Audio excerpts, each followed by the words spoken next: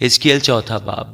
اور اے آدم زاد، تو ایک کھپرا لے اور اپنے سامنے رکھ کر اس پر ایک شہر، ہاں یروشلم کی تصویر کھینچ، اور اس کا محاصرہ کر، اور اس کے مقابل برج بنا، اور اس کے سامنے دمدمہ باندھ، اور اس کے گرد خیمے کھڑے کر، اور اس کی چاروں طرف منجنیق لگا۔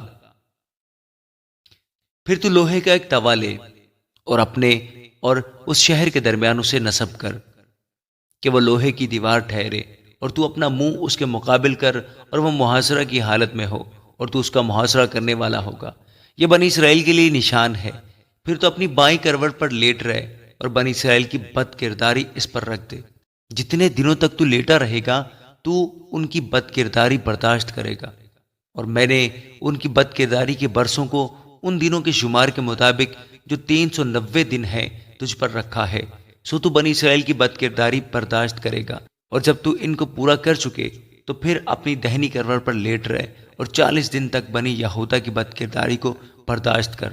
میں نے تیرے لیے ایک ایک سال کے بدلے ایک ایک دن مقرر کیا ہے۔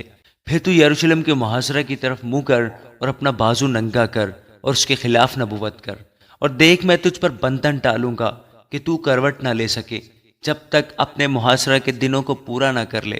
اور تو اپنے لیے گیہوں اور جو اور باکلا اور مسور اور چنا اور باجرہ لے، اور ان کو ایک ہی برتن میں رکھ، اور ان کی اتنی روٹیاں پکا جتنے دنوں تک تو پہلی کروٹ پر لیٹا رہے گا۔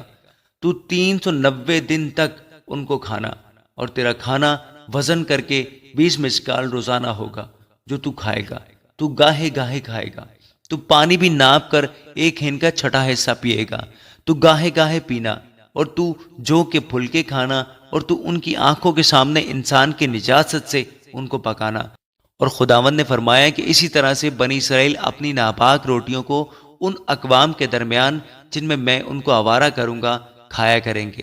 تب میں نے کہا، ہائے خداوند خدا، دیکھ میری جان کبھی ناپاک نہیں ہوئی، اور اپنی جوانی سے اب تک کوئی مردار چیز جو آپ ہی مر جائے یا کسی جانور سے پھاڑی جائے میں نے ہرگز نہیں کھائی، اور حرام گوشت میرے منہ میں کبھی نہیں گیا۔ تب اس نے مجھ سے فرمایا، دیکھ میں انسان کے نجاست کے عوض تجھے گوبر دیتا ہوں، سو تو اپنی روٹی اس سے پکانا۔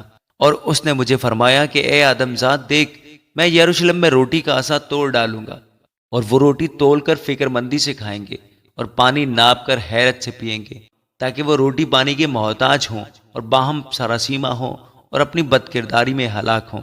آمین۔